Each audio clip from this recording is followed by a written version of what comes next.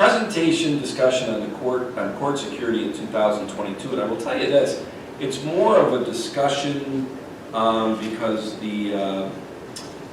first of all, Chief Dennis Colemeyer has been working with Brayton, Connor, and myself, and the judges is basically, and Mary Harrington also is putting together the RFP that will be, I think, next week. I think at the board meeting next week, it's on the agenda that we will be doing a resolution to advertise that RFP to different third-party security firms for court security in 2022. Chief Colemeyer has been really a phenomenal consultant within this.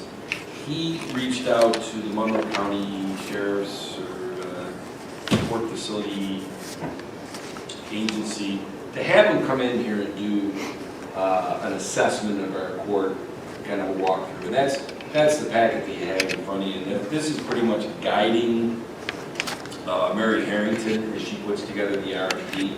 And I just wanted to make sure the board, before we go and vote next Thursday night, on putting this RFP out for advertising, I just wanted to make sure the board members understood the logic behind how we're getting to the framework of this RFP.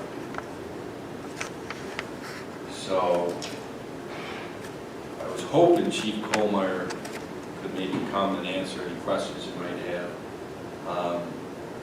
He said we could get here by 6. I said, I don't think it's going to be necessary because I have a pretty good understanding. I've been involved in this to understand, why we are going to frame it to the various third-party organizations for the bid.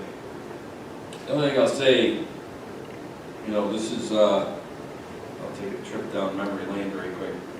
Our special police did security at our courts forever. Bill, for 20 years. Yeah. Right. Unarmed, very common in the public courts. The world's different in the last 2 years. Much. And I don't want to get political or anything, but with bail reform, very simply said,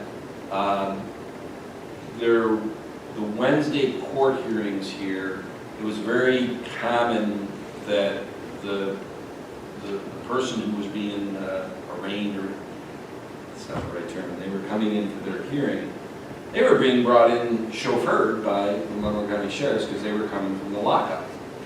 And so now those same people are walking in the door from appearance tickets. So they don't have a chauffeur, they don't have Security. Right.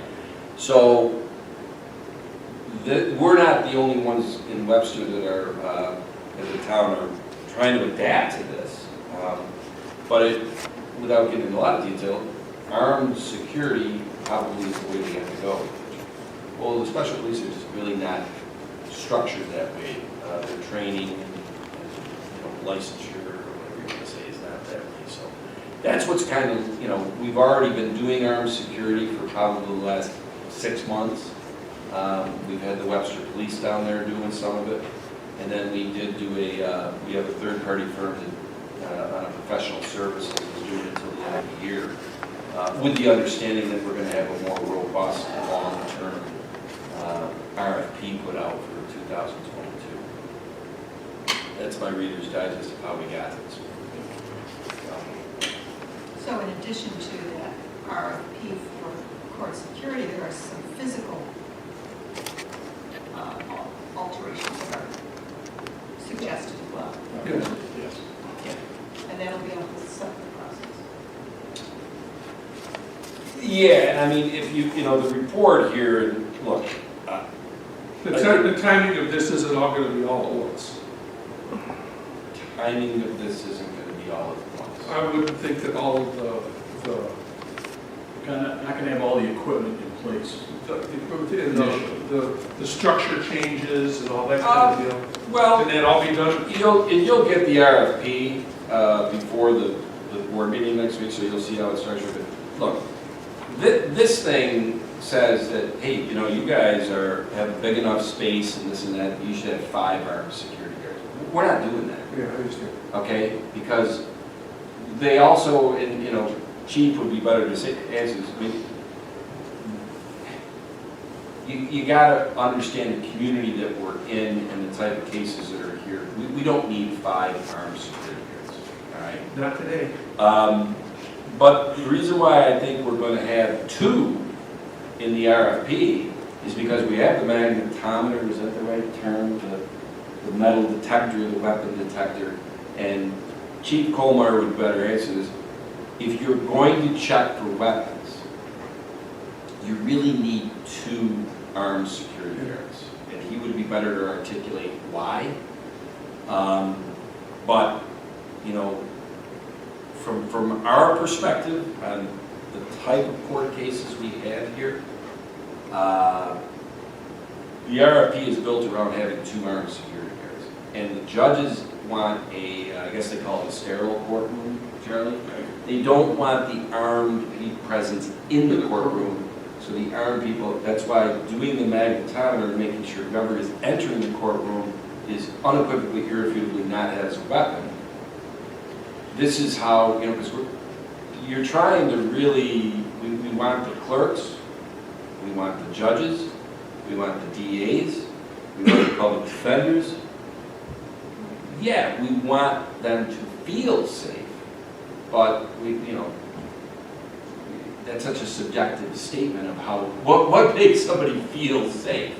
Well, bottom line, we want them to be safe. Yes, and that's where. Are we in the process of applying for the grants? Any of the grants? They're already up for this year. Yeah. It'd have to be new next year? Yeah. The grant submission ended in October. Oh, that's right. That is correct. Yeah, there I see that. Anyway. Geez, I'm sorry, I said you wouldn't have a presentation, Bill, and I. But.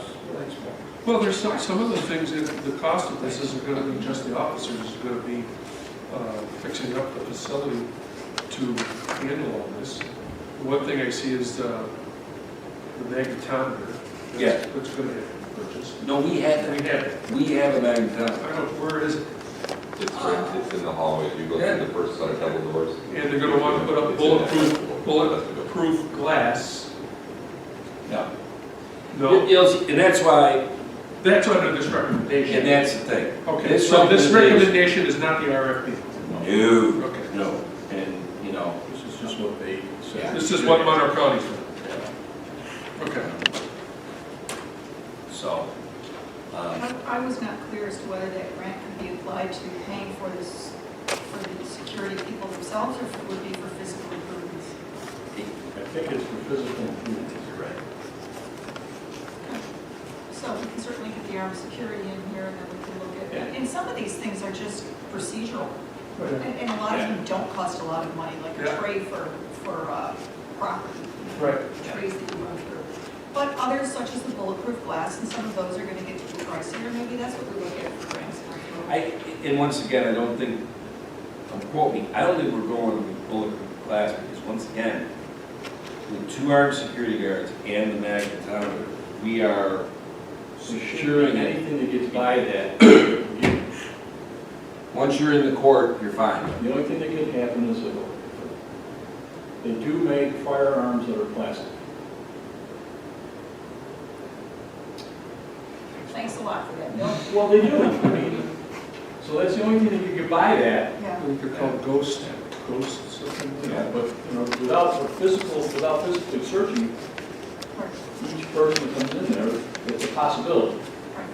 But this is Webster, this is not New York City or Chicago or. Rochester. I didn't know if we were allowed to say that. I didn't want to go there, Charlie. What are you doing? You gonna get us?